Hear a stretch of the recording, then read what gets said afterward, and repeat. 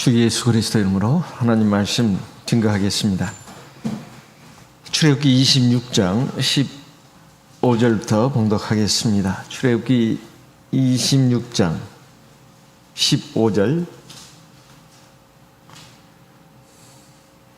출애굽기 26장 15절. 너는 조각목으로 성막을 위하여 널판을 만들어 세우되 각 판의 장은 10규빗, 광은 1규빗 반으로 하고 각 판에 두 촉씩 내어 서로 연하게 하되 너는 성막 널판을 다 그와 같이 하라. 18절.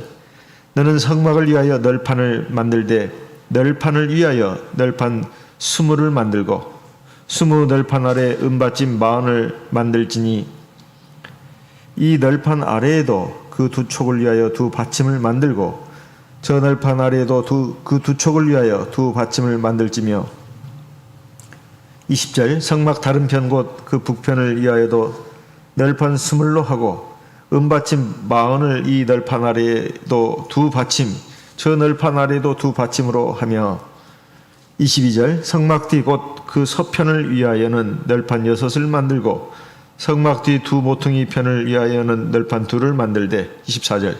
아래에서부터 위까지 각기 두 겹 두께로 하여 윗꼬리에 이르게 하고 두 모퉁이 편을 다 그리하며 그 여덟 널판에는 은받침이 16이니 이 판 아래에도 두 받침이요 저 판 아래에도 두 받침이니라.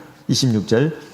너는 조각목으로 띠를 만들지니 성막 이편 널판을 위하여 5이요 성막 저편 널판을 위하여 5이요 성막 뒤 곧 서편 널판을 위하여 5이며 28절. 널판 가운데 있는 중간 띠는 이 끝에서 저 끝에 미치게 하고 그 널판들을 금으로 싸고 그 널판들의 띠를 꿰 금고리를 만들고 그 띠를 금으로 싸라. 30절 같이 읽겠습니다. 너는 산에서 보인 식양대로 성막을 세울지니라.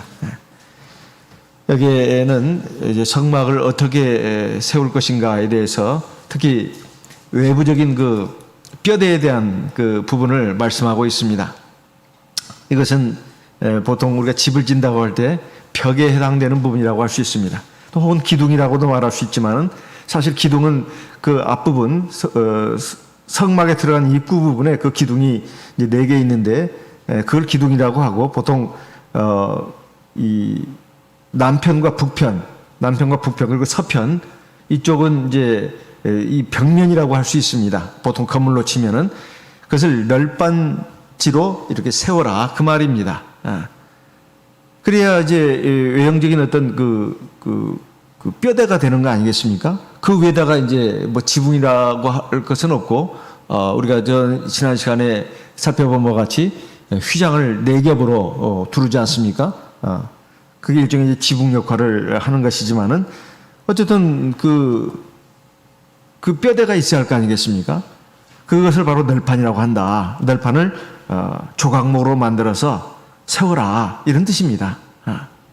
그리고 그 조각목을 세우려면 밑에 받침이 있어야 할 거 아니겠어요? 그 받침은 은으로 만들어라는 것이죠. 이걸 그 은받침이라고 합니다. 그 은받침에 이제 쭉 돌아가면서 남쪽, 서쪽, 북쪽으로 해가지고 쭉 돌아가면서 이렇게 이제 조각목을 다 세웠단 말이에요. 그리고 밑에는 은받침이 있습니다. 그러면 그것이 제대로 유지가 되겠습니까? 그래서 옆으로 돌아가면서 또 뭐냐면 빗장이라고 여기서는 띠라고 하는데 우리가 보통 알아듣기 쉽게는 덧대는 거죠. 덧대는 거. 그것이 그 조각목이 이렇게 그 널판으로 이렇게 위로 이게 세워져 있는데 그것이 이게 무너지거나 흐트러지지 않도록 쉽게 말하면 빗장 형식으로 각 면마다 5개씩 논다 그 말이에요. 근데 가운데는 끝에서부터 저 끝까지 일자로 놓고 그 위에로 이제 2개를 놓고 밑에 또 2개를 놓습니다. 그럼 5개가 되는 거 아니겠습니까? 그래서 남쪽, 북쪽, 서쪽 전부 다 이게 그런 식으로 해서 5개씩 덧대라 그런 뜻입니다. 사실 이걸 참 이게 그냥 막 읽어가지고는 뭔 말인지를 알 수가 없어요. 그래서 그림으로 이렇게 좀 보니까 이해가 되더라고요. 이렇게 하는 거구나. 그 그림을 보고 또 이 성경을 읽고 이 성경을 읽고 또 그림을 보고 이것을 몇 번 반복하다 보니까 이해를 하겠더라고요. 그럼 모세는 어떻게 이해했을까요? 하나님의 말씀만 가지고 이렇게 이게 다 알아들었을까요? 하나님이 보여주셨습니다. 이 환상으로 이렇게 싹 보여주셨어요. 보여주신 대로 또 하나님 또 말씀도 했죠. 말씀도 하면서 이 영상 화면으로 이렇게 쫙 보여주셨다 이 말이에요. 그걸 그대로 보고 모세가 성막을 만들었다 이런 말입니다. 근데 이 성막이라고 하는 것이 우리가 지난 시간에서부터 계속 지금 살펴보고 있는 바와 같이 바로 교회를 상징합니다. 그리고 오늘날 주님의 성전이 된 우리 성도님들 각자 개인을 지금 말씀하는 거예요. 이렇게 돼야 된다 이런 말입니다. 그래서 이건 단순한 구조물, 건축물이 아니라는 거 여러 번 강조해서 말씀드리고 있습니다. 그 재료 하나, 모양 하나하나가 전부 다 영적인 뜻을 갖고 있고 하나님의 백성들에게 주시는 말씀입니다. 출애굽기 39장 43절 말씀, 모세가 성막의 모든 것을 하나님의 명하신 대로 다 마쳤다 이런 말씀이 나옵니다. 출애굽기 39장 43절, 출애굽기 39장 43절입니다. 출애굽기 39장 43절, 모세가 그 피라는 마친 그 말입니다. 그 마친 모든 것을 본즉 여호와께서 명하신 대로 되었으므로 그들에게 축복하였더라. 그래서 이제 어떻게 됐습니까? 40장으로 넘어가서 40장 33절입니다. 그가 또 성막과 단 사면뜰에 포장을 치고 뜰 문에 장을 다니라. 모세가 이같이 역사를 필하였더라. 34절, 성막을 다 하나님이 지시하신 대로 다 지었다 이 말입니다. 그랬더니 어떤 일이 벌어졌냐면 34절, 그 후에 구름이 회막에, 이 회막은 성막입니다. 성막에 덮이고 여호와의 영광이 성막에 충만하매. 35절, 모세가 회막에 들어갈 수 없었으니 이는 구름이 회막 위에 덮이고 여호와의 영광이 성막에 충만함이었으며. 36절, 구름이 성막 위에서 성막 위에서 떠오를 때에는 이스라엘 자손이 그 모든 행하는 길에 앞으로 발행하였고. 37절, 구름이 떠오르지 않을 때는 떠오르는 날까지 발행하지 아니하였으며. 38절 같이 읽어보겠습니다. 낮에는 여호와의 구름이 성막 위에 있고 밤에는 불이 그 구름 가운데 있음을 이스라엘 온 족속이 그 모든 행하는 길에서 친히 보았더라. 이게 성막을 하나님이 지시하신 대로 다 지었더니 첫째 일어난 현상이 뭐냐면 그 성막에 하나님의 영광이 가득했다.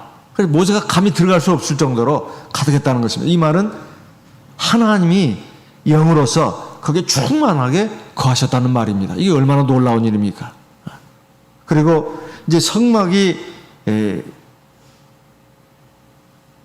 이동을 할 때 그 하나님으로 상징되는 구름이 그 성막을 보호하면서 이렇게 인도를 했다 이런 말이 나옵니다.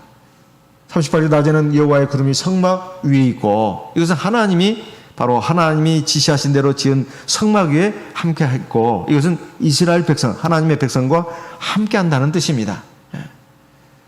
그래서 이것을 오늘날 우리에게도 보여주시면서 우리도 산돌이신 예수님을 주춧돌로 삼아가지고 신령한 집을 지어야 된다는 것입니다. 베드로전서 2장 5절 말씀 읽겠습니다. 베드로전서 2장 5절 말씀입니다. 베드로전서 2장 5절, 베드로전서 2장 4절 먼저 읽고 5절 읽겠습니다. 사람에게는 버림바가 되었으나 하나님께는 택하심을 입은 보배로운 산돌이신 예수에게 나와. 5절, 너희도 산돌같이 신령한 집으로 세워지고 예수 그리스도로 말미암아 하나님이 기쁘게 받으실 신령한 제사를 드릴 거룩한 제사장이 될지니라. 이 너희는 바로 오늘날 예수 그리스도를 구주로 믿고 물과 성령으로 거듭난 성도를 가리키는 것입니다. 우리가 어떻게 해야 되나? 바로 사람들에게는 버림받았지만 하나님께는 택하심을 입은 보배로운 산돌이신 예수님께 나와. 이건 예수님이 바로 우리가 지을 집의 주춧돌이 된다는, 기초석이 된다는 거예요. 그 산돌같이 신령한 집으로 세워지고, 이건 성전을 말하는 것입니다. 성전으로 세워져야 된다. 네. 그리고 그 성전에서 우리가 해야 될 일은 바로 하나님이 기쁘게 받으실 신령한 제사를 드릴 거룩한 제사장이 되어야 된다. 이것은 이제 우리 물과 성을 거듭난 성도들에게 주어진 과제입니다. 과제, 숙제. 예. 우리가 하나님 나라에 들어갈 때까지 해야 될 일이 뭐냐? 신령한 집을 짓는 거예요. 그 성전을 짓는 걸 말합니다. 두 번째는 바로 신령한 제사를 드릴 거룩한 제사장이 돼야 된다. 이것이 우리에게 놓여진 과제다. 이런 말씀이에요. 자, 그러면 널판이 어떤 것으로 재료를 삼아야 되나? 오늘 말씀에 보니까 조각목이라고 나와 있습니다. 조각목. 이 조각목은 벌써 이미 여러 번 나왔습니다. 언약궤, 하나님의 십계명의 두 돌판을 담은 언약궤도 이 조각목으로 만들지 않습니까? 지성소 안에 있죠? 자, 지성소 들어가기 전에 이제 성소 아닙니까? 성소가 먼저 성막 안에 있는 큰 방이잖아요. 그 성막 안에 진설병 떡을 올려놓는 그 떡상, 그것도 조각목으로 만든 겁니다. 그 다음에 그 지성소로 들어가기 전에 그 입구에 놓여있는 분향단, 이것도 조각목으로 만든 거예요. 그리고 오늘 나오는 이 널판으로 만든 이 틀도, 이 널판도 조각목을, 그 나무를 써야 된다는 것입니다. 이 조각목은 중동 지방에 널리 서식하고 있는 아카시아 종류의 나무의 일종이라고 합니다. 아주 재질이 단단하고 내구성이 강해서 이 건축 자재로 쓰기에 아주 적합하다는 거예요. 벌레도 먹지 않고 잘 썩질 않는다는 거예요. 근데 공통적인 것은 뭐냐면 거기다가 금을 입힌다는 것입니다. 금을. 그리고 또 하나, 번제단도 조각목으로 씁니다.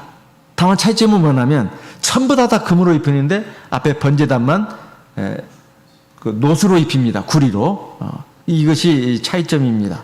나머지는 다 금으로 입힌다는 거예요. 그래서 이 성막의 형체를 만들기 위해서, 외부적인 형체를 유지하기 위해서는 이 조립식 널판이 필요하다는 것입니다. 그리고 은받침 위에 널판이 세워져야 되나요? 그 은받침에 어떻게 널판이 세워질 수 있을까요? 그 널판지 밑에 이제 쉽게 말하면 돌출된 그런 것이 나오도록 했다. 이런 말씀이에요. 그래가지고 그것이 그 은받침의 그 구멍에 이게 들어갈 수 있도록, 그러면 세워지는 거 아니겠습니까? 그런 식으로 해서 그것을 갖다가 촉이라고 말하고 있습니다. 19절에 보게 되면, 출애굽기 26장 19절에 그 20널판 아래 은받침 40을 만들지니 이 널판 아래에도 그 두 촉을 위하여 두 받침을 만들고, 이 촉을 만들어 가지고 이제 거기에 끼우도록 이렇게 되어 있습니다.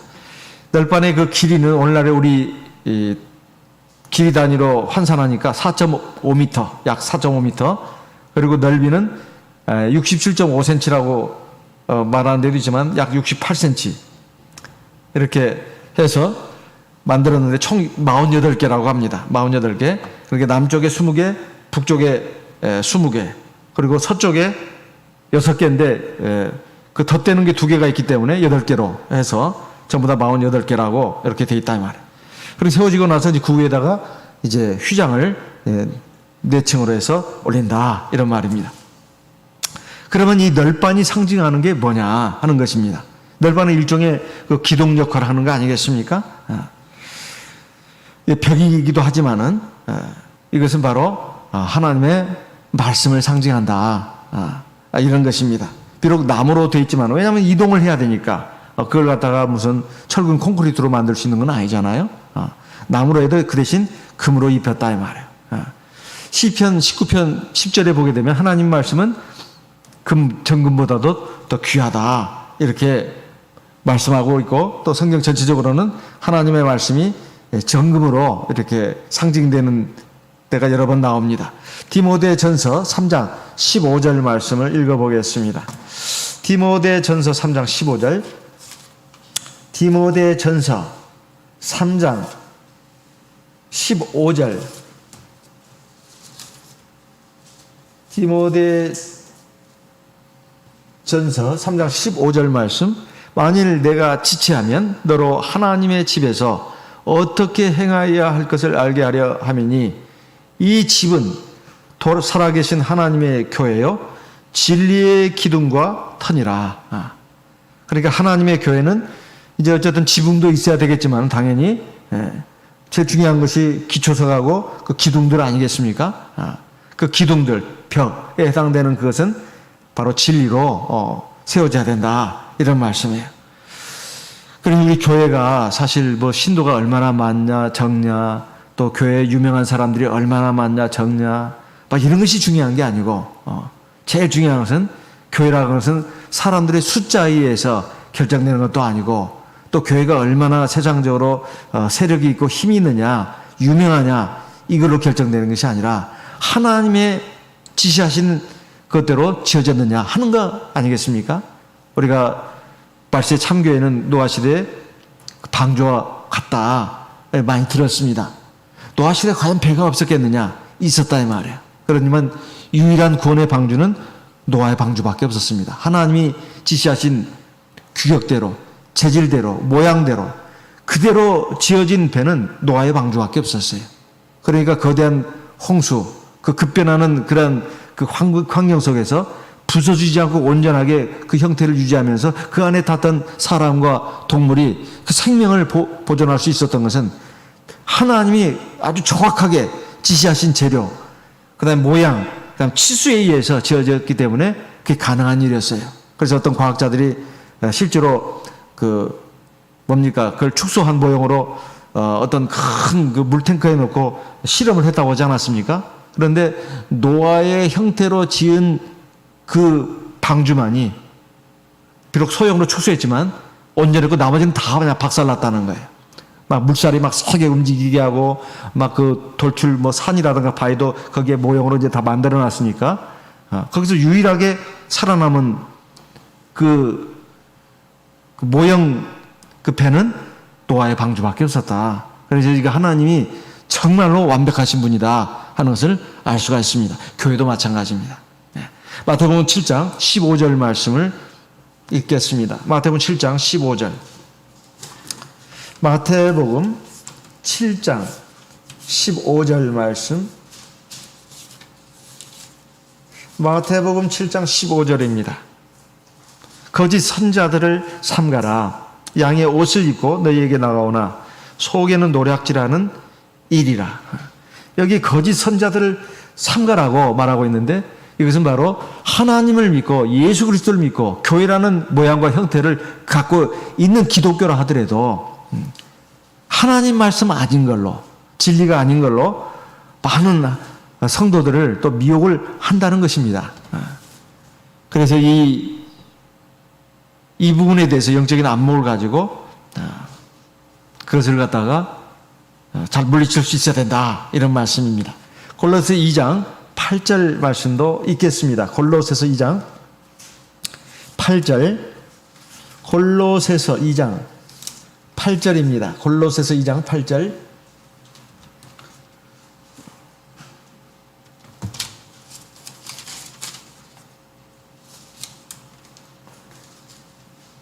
골로새서 2장 8절. 누가 철학과 헛된 속임수로 너희를 노략할까 주의하라. 이것이 사람의 유전과 세상의 초등학문을 조치며 그리스도를 조침이 아니니라. 이제 우리가 믿음 생활하면서 특히 이제 자라나는 우리 자녀들 이제 대체로 영향을 좀 받을 수가 있을 것 같습니다. 왜냐하면 학교 교육에서 또 친구들 만나는 가운데서 또 세상에 너무나 보고 듣고 하는 것들이 많잖아요. 지식이 폭발적으로 홍수처럼 쏟아져 나오는 이 시대에 살고 있는 우리 자녀들이 어떤 유명한 사람이 이렇게 말했다더라, 어떤 철학자는 이렇게 말했다더라, 또 내가 존경하는 누구는 이렇게 말했다더라. 그러면 다 그 이치가 있고 논리가 있단 말이에요. 그러면은 이게 뭐 하나님 믿는 게 꼭 이게 맞는 건가? 그리고 우리 교회가 진짜 이게 맞는 건가? 내가 지금 뭔가 뭐 어려서부터 지금 뭔가 한쪽 말만 계속 듣고 자라다 보니 이렇게 된 거 아니야? 의심을 한단 말이에요. 그래가지고 세상에 그 달콤한 어떤 이론, 사상, 철학, 풍조에 휩쓸려 간다는 겁니다.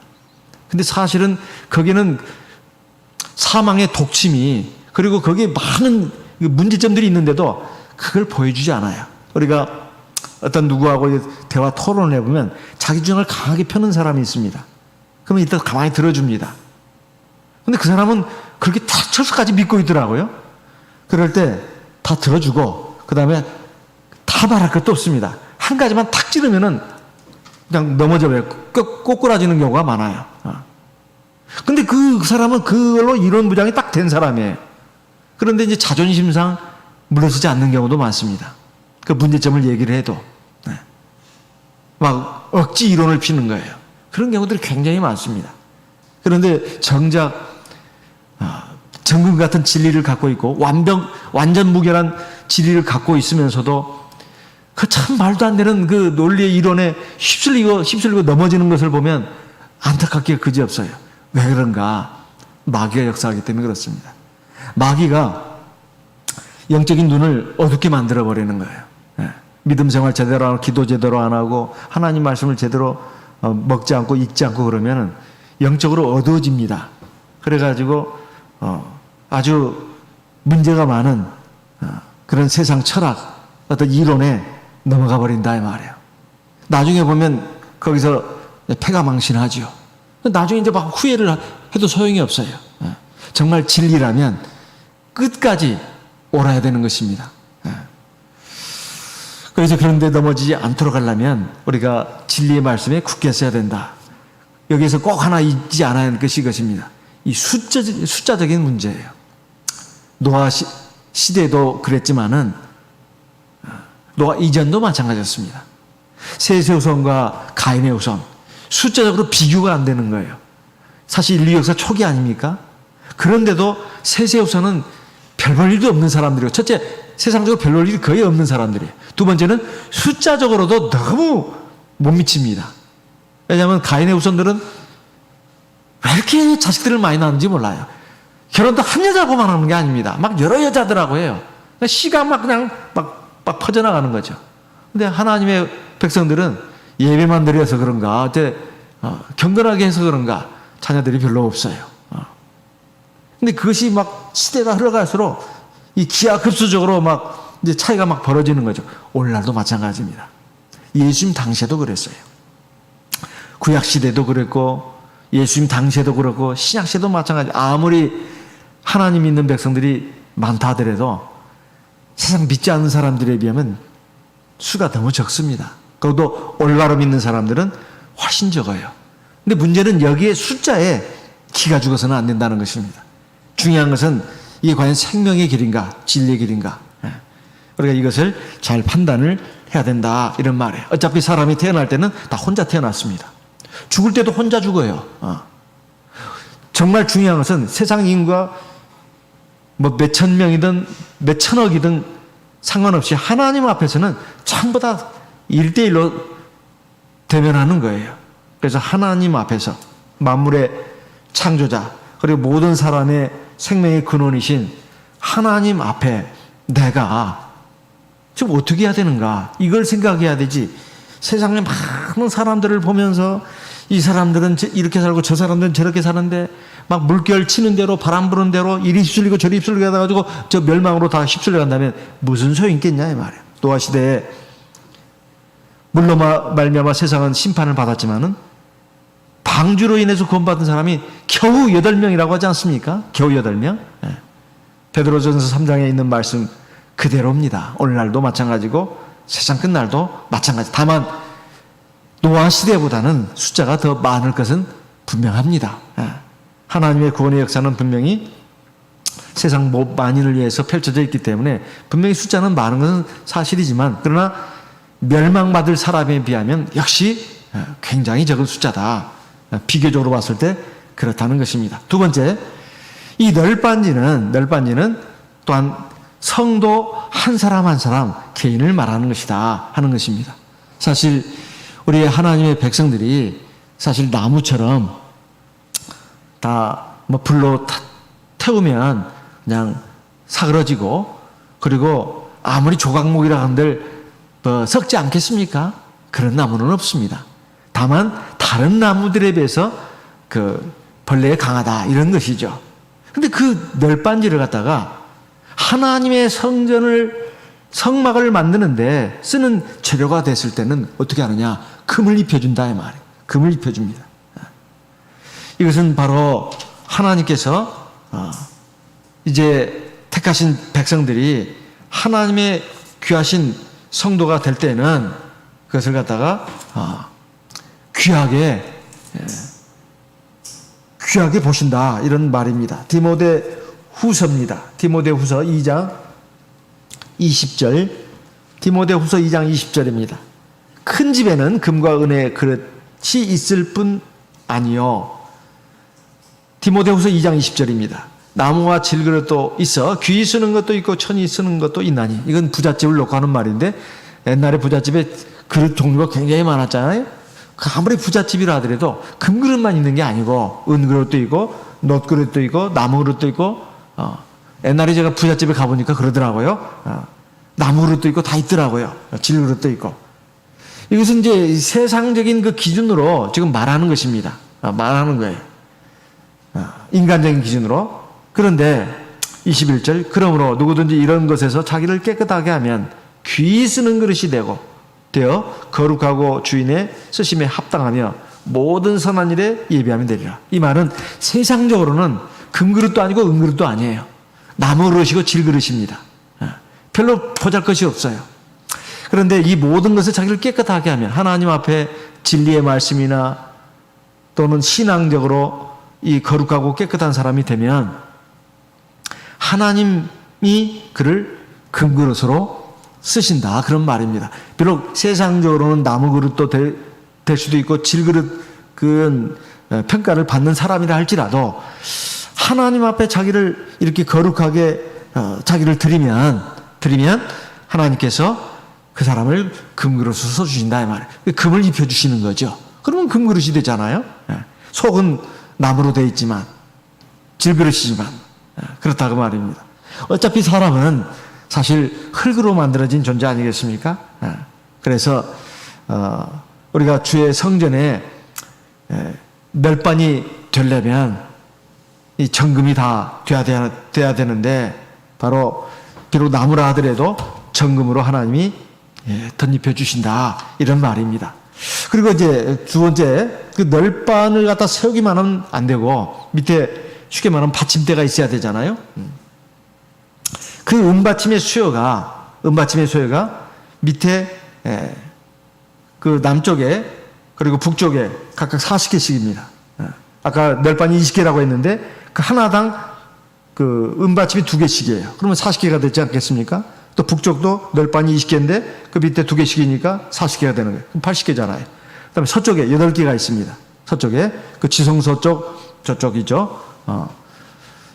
그쪽에는 이제 8개인데 그 2개씩이니까 16개가 되죠. 그다음에 앞에 기둥, 이게 출입구죠. 성막의 출입구에 해당되는 거기 기둥이 이제 4개가 있는데 거기에 그 4개 이렇게 합치면 전부 다 합치면 총 100개가 된다 이 말이에요. 그러면 그 은받침 하나는 아까 이제 저희가 같이 그냥 쫙 읽었는데 은받침 하나의 무게가 은받침 하나는 은 1달란트를 쓰도록 이렇게 되어 있습니다. 1달란트. 그럼 무게가 은이 1달란트면 무게가 얼마인가? 이건 이제 참고 자료를 보니까 3.4kg라는 거예요. 굉장하죠? 3.4kg. 어떤 자료는 5kg라고 나온 데도 있어요. 근데 제가 생각할 때는 3.4kg로 보는 게 어떤가 이런 생각이 듭니다. 이걸 100개로 한다면은 100개로 한다면은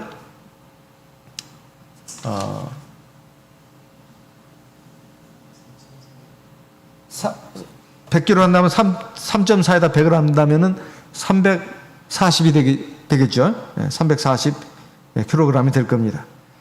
그래서 그 은받침에는 다 이게 구멍이 이렇게 뚫려 있다는 거예요.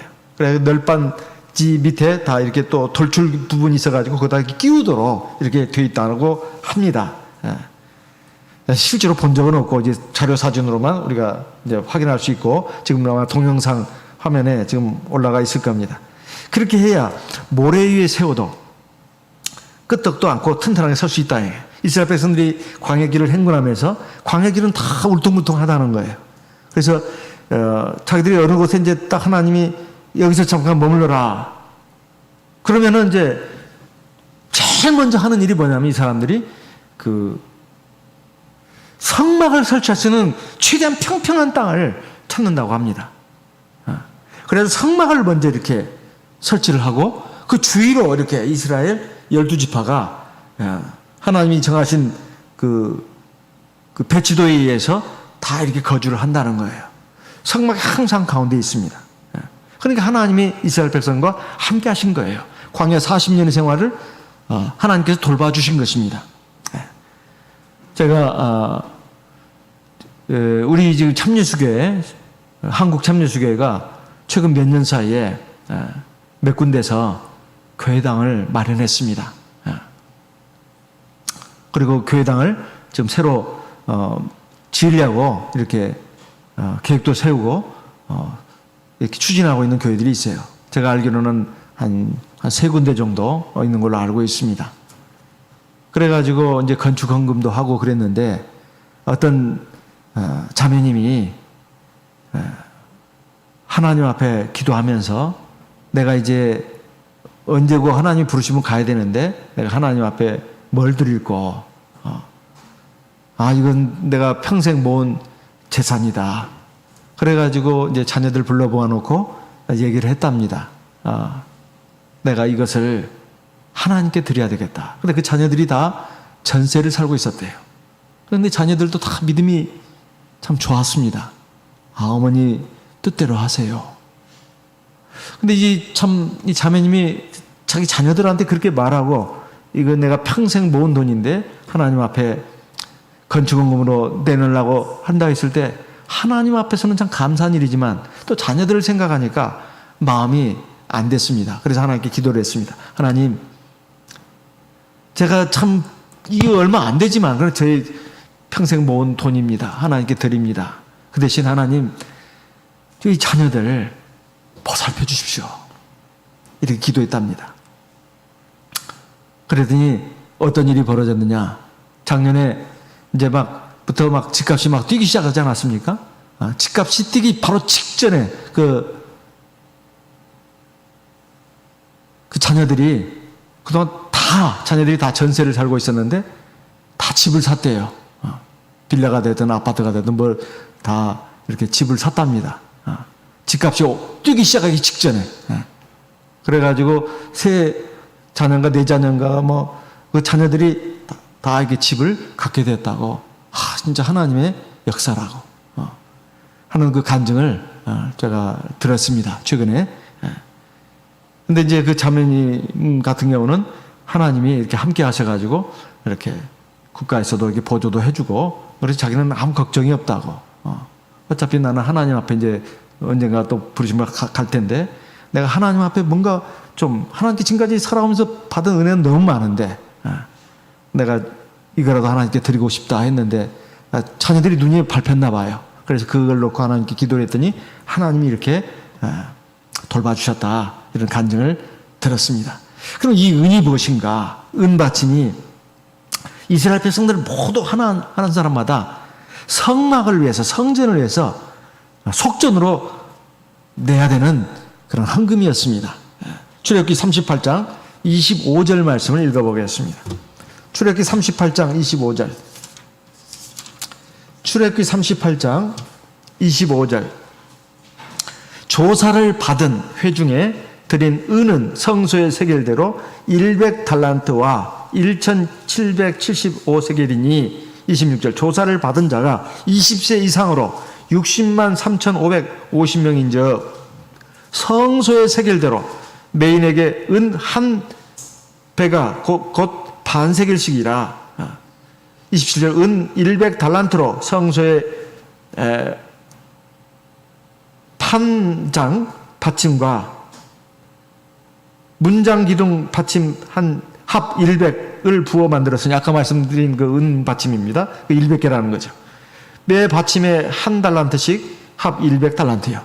그러니까 성막의 널판 그 밑에 있는 그 은 받침이 총 100개인데,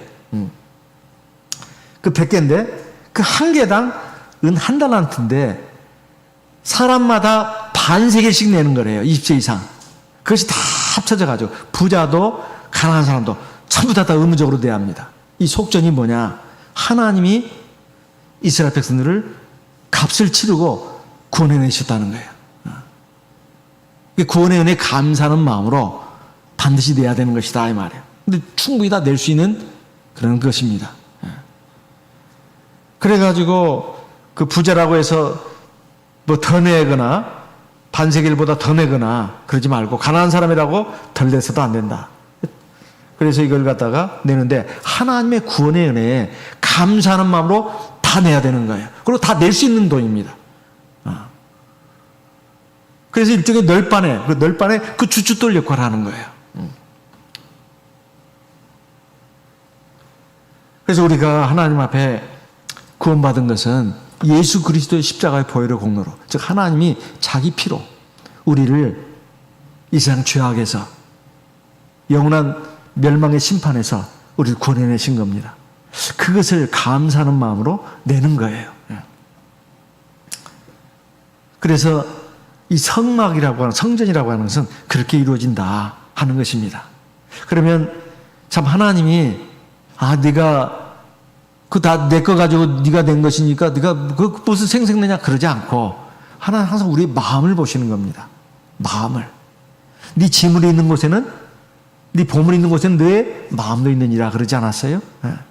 그리고 우리가 시간을 들여서 교회도 나오고 차비도 쓰고 또 하나님 앞에 11조도 드리고 또 하나님 앞에 여러 가지 뭐 내 물질도 재능도 시간도 쓰는 것은 사실은 그게 아까운 게 아닙니다. 다 하나님의 것이에요. 그리고 세상 갈 때는 다 놓고 가야 되는 거예요. 아까 어떤 자매님이 자녀들이 뭐 전세를 살고 있다가 집을 가지게 됐다는데 전세를 살아도 문제가 되는 건 아닙니다.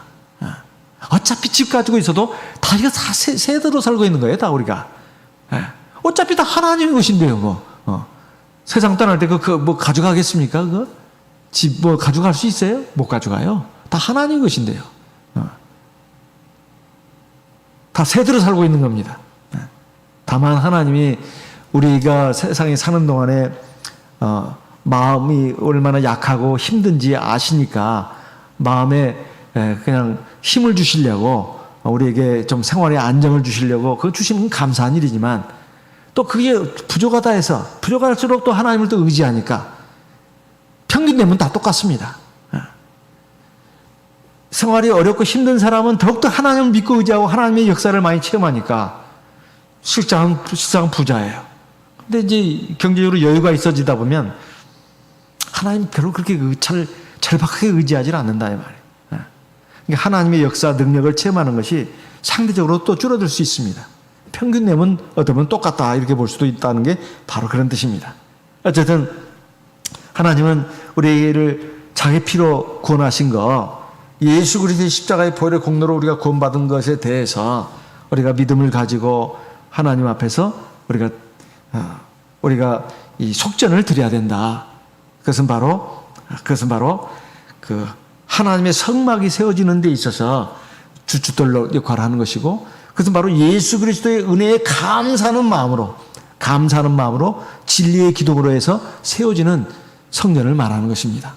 우리가 하나님의 구원의 은혜도 알고 믿고 그리고 진리의 기둥으로 이렇게 성막을 세우게 되면 사실은 그것은 나의 구원을 완성하기 위한 집입니다.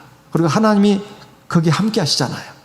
세상 끝날 우리가 저 하나님 천성에 가기 전에까지 또 하나님이 늘 우리와 함께 하시면서 우리에게 필요한 것을 주시는 그 근거가 되는 거 아니겠습니까? 그리고 이제 그래서 이 성막을 짓는데 이 널판도 있어야 되고 그리고 은받침도 있어야 된다고 했습니다. 이렇게 해서 성막을 지으라는 거죠. 그러면 사실 하나님이 자기 백성을 구원해 내시고 자기 백성으로 삼아 주시고 나서 속전을 내게 했습니다. 이것은 구원받은 하나님의 백성이라면 마땅히 행해야 할 의무가 있다는 거예요. 오늘 우리도 마찬가지입니다. 우리가 예수 그리스도 이름으로 그리스도 이름으로 세례를 받고 성령을 받으면 하나님께 속한 백성이 됩니다. 그러면 우리에게 의무가 주어졌다. 우리가 예배 시간 서두에도 말씀을 들었다시피 이제 성전을 지어야 된다 이 말이에요. 그러려면 우리가 성전으로 지어지는 거기에다가 초점을 맞추고 그 길을 걸어가야 됩니다. 에베소 2장 20절 말씀을 읽겠습니다. 잘 아는 말씀이지만 먼저 읽겠습니다. 에베소 2장 20절 너희는 사도들과 선지자들의 터 위에 세우심을 입은 자라 그리스도 예수께서 친히 모퉁이 돌이 되셨느니라. 21절 그의 안에서 선물마다 서로 연결하여 주 안에 성전이 되어가고 22절 너희도 성령 안에서 하나님의 거하실 처소가 되기 위하여 예수 안에서 함께 지어져 가느니라 그랬습니다. 여기 보면 성전으로 지어져 가야 된다 이런 말입니다. 지어져 가야 된다. 거기에 보면 재료가 성령이 있고 또 하나 뭐예요? 하나님의 말씀이 있지 않습니까? 사도들과 선지자들의 터 위에 그랬으니까요. 그것은 하나님의 말씀을 가리키는 것입니다. 그리고 건물마다 서로 연결하여 그랬습니다. 21절 그 연결하는 게 뭐냐? 바로 띠입니다. 띠. 오늘 나오는 말씀의 띠인데 일종의 빗장이에요. 빗장. 지금 동영상 자료에 올라가는 그 성막의 그 그림을 보시게 되면 남쪽 널빤지 이렇게 세워놓는 거 딱 맞춰가지고 그리고 북쪽에 널빤지 세워놓는 거 서쪽에 널빤지 세워놓는 거 거기에 이렇게 다 빗장이 5개씩 이렇게 덧대져 있지 않습니까? 그게 고리를 만드는데 그것도 금고리로 만듭니다. 연결을 시킨다 이 말이에요. 그래야 이게 무너지지 않죠. 바람이 불어도 무너지지 않는다 이 말이에요. 이것은 우리가 은받침 위에 널빤이 견고히 설 수 있는 이유가 뭐냐 이 말이에요. 그것은 바로 이 띠가 있기 때문에 그렇다 이 말이에요. 빗장. 우리가 쉽게 이해하는 거 덧대서 빗장 역할을 하는 거. 이것은 바로 우리가 각 개인별로 가정에서도 교회에서도 또 세상에서도 마찬가지입니다. 하나님의 구원받은 참 성도들은 그 하나의 띠로 이렇게 연결이 되어 있어야 된다 이런 말이에요. 우리가 옷을 입고 허리띠를 안 매면 어떻죠? 마음이 불안합니다. 마음대로 움직일 수가 없어요. 이 허리띠가 탁 채워져 있어야 힘이 있는 성도가 됩니다.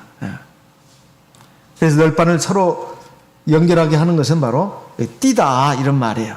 그 띠가 뭐겠습니까? 바로 에베소 4장 2절 3절 말씀 읽겠습니다. 모든 겸손과 온유로 하고 오래 참음으로 사랑 가운데서 서로 용납하고. 사람들이 사이 좋은 사람들을 이렇게 가만히 보게 되면 다 이런 사람들입니다. 자기 주장이 강한 사람, 그리고 성질을 잘 내는 사람, 성격이 막 모난 사람, 아주 까칠하고 까실한 사람이 한 사람에도 껴있으면 참 화목하기가 힘들어요. 대체로 사이가 좋고 원만한 그 사람들의 그 집단의 특징이 뭐냐면 다 이런 특징이 있습니다. 잘 한번 보세요. 사실 하나님 말씀이 하나도 틀린 게 없어요. 겸손과 온유, 오래 참음, 사랑 가운데 서로 용납하고 이런 사람들이 모인 곳은 평화가 있습니다. 겸손하니까요. 또 온유하니까요. 또 사소한 것은 이게 용납해 줍니다. 아주 결정적으로 잘못된 것은 하나님의 말씀으로 깨우쳐주고 권면을 해야 되지만 그렇지 않으면 시간이 지나면 또 알 수 있는 것이고 그렇게 결정적으로 중요한 게 아니면 그냥 이렇게 넘어가주고 이런 것들이 바로 용납하는 것입니다. 3절 평안에 매는 줄로 성령이 하나 된 것을 힘써 지키라. 이게 사람의 힘으로 되는 건 아니다 이 말이에요. 성령의 인도하심과 역사하심으로 돼야 됩니다. 그러려면 하나님 말씀을 늘 많이 읽고 먹어야 되고 또 성령 기도를 많이 합니다. 성령 기도를 많이 하다 보면 내 의지, 감정, 판단력이 순화가 됩니다. 순화가 돼요. 그리고 하나님 말씀에 자꾸 순종하려는 방향으로 나가게 돼요. 그리고 내 옛사람이 자꾸 바뀝니다. 근데 옛날에는 성질도 많이 내고 핏대도 많이 올리고 성질도 좀 불같고 이랬는데 하나님 말씀과 성령의 기도 이게 전념하다 보면 이 양같이 순해집니다. 그리고 너그러워지고 겸손해지고 따뜻한 사람이 돼요. 남을 배려하고 이런 사람이 돼요. 이 세상에 나가도 환영받는 사람이 됩니다. 멋지다고 정말 최고라고. 이것은 우리 교회 안에서뿐만 그런 게 아닙니다. 세상에서 그런다고 말해요. 그래서 이것이 그 하나 되게 하는 끈입니다. 막 그 끈을 막 잘라버리는 사람도 있을 수 있겠죠. 골로새서 3장 12절 13절. 골로새서 3장입니다. 골로새서 3장 12절 13절. 골로새서 3장 12절. 그러므로 너희는 하나님의 택하신 거룩하고 사랑하신 자처럼, 같이 읽어보겠습니다. 긍휼과 자비와 겸손과 온유와 오래 참음을 뭐라고요? 옷 입고. 그 다음에 13절. 누가 네게 혐의가 있거든 서로 용납하여 피차 용서하되 주께서 너희를 용서하신 것 같이 너희도 그리하고. 14절 같이 읽습니다. 이 모든 것 위에 사랑을 다하라. 이는 온전하게 매는 띠니라. 우리가 이 가족도 그렇고 성도들도 그렇고 그러지만은 사실 한 개인을 놓고 보더라도 내가 이런 것을 갖추면 내가 하나님 앞에 온전한 사람이 되는 겁니다. 개인도 하나님 앞에 성전이에요. 내가 지금 안에 보면 여러 가지가 막 조각이 나 있고 치수가 안 맞아요. 언밸런스예요. 저 사람은 이건 좋은데 저것은 문제가 있어. 그게 아니에요. 다 보면 이렇게 균형이 다 맞춰가지고 아주 훌륭한 그런 분들이 있습니다. 다 이게 조화를 이룬 거예요. 하나로 연결되어 있는 거죠. 모든 아름다운 덕을 하나로 연결하는. 그러려면 그 앞에 있는 거, 긍휼, 자비, 겸손, 온유, 오래 참음, 그리고 너그러운 그 관용의 마음, 용납, 이 사랑, 이게 있으면 그 사람은 참 하나님 앞에 온전한 사람이 된다. 우리가 그를 목표로 삼아야 합니다. 하나님이 거하실 성막이 되려면, 성전이 되려면 이게 있어야 합니다. 이건 누구를 놓고 할 것이 없어요. 항상 중요한 건 자기입니다. 남은 하나님께서 이제 신경 쓰실 일이고, 남 신경 쓰지 마시고 내가 하나님 앞에 이런 사람이 되어야 되겠다. 이걸 목표로 삼고 나아가는 저와 우리 모든 성도님 되시기를 바랍니다. 다 같이 기도하겠습니다. 하나님, 부족하고 연약한 저희들을 불러주셔가지고 하나님의 백성으로 삼아주신 감사합니다. 이제 하나님의 성전으로 내가 이루어져 갈 수 있도록, 신령한 집으로 세워줄 수 있도록, 그리고 내가 하나님 앞에 거룩한 제사장이 될 수 있도록 하나님 저를 깨우쳐 주시고 이끌어 주십시오. 그리고 나와 같은 성도들이 다 늘어나가지고 하나님의 온전한 성전이 될 수 있도록 이 교회도 이끌어 주시옵소서. 다 같이 기도하는 시간 갖도록 하겠습니다. 성령으로 기도하겠습니다.